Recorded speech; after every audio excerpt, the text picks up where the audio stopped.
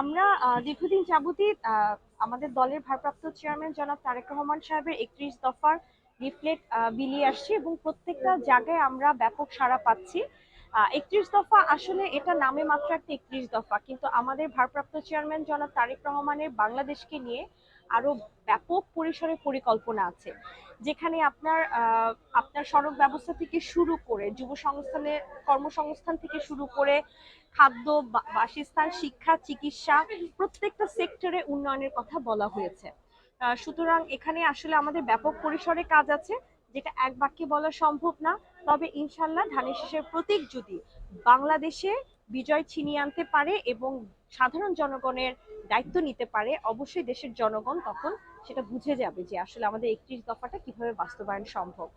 আর যেহেতু শেরপুর সদর এক আসন অত্যন্ত গুরুত্বপূর্ণ একটা আসন, এবং এই আসনে আমাদের সদরের বিশেষ করে আমাদের অনেক ব্যবসায়ীরা আছেন, এবং এখানে আসলে একটা ব্যবসায়িক এরিয়া। আমি এখন লছমনপুর ইউনিয়নে আছি, তো এখানে আসলে আমাদের ব্যবসাটা আরো অনেক বেশি প্রসারিত হতো যদি আমাদের বিশ্ববিদ্যালয়, মেডিকেল কলেজ, রেল লাইন সহ বিভিন্ন উন্নয়নমূলক প্রতিষ্ঠান থাকতো।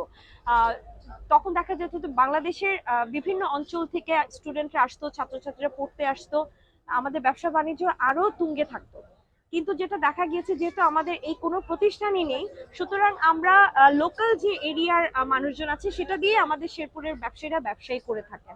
তো ইনশাল্লাহ যদি আমাদের শেরপুর সদর এক আসন থেকে ধানের শীষের প্রতীকের প্রার্থী জাতীয় সংসদে যেতে পারে এবং এই উন্নয়নমূলক প্রতিষ্ঠানগুলো শেরপুর সদরে নিয়ে আসতে পারে, তাহলে ব্যবসায়ীরা সবচেয়ে বেশি উপকৃত হবে। এবং একই সাথে আমাদের শেরপুর সদরের যে সড়ক ব্যবস্থার উন্নয়নটা, এটা আসলে খুবই করুণ।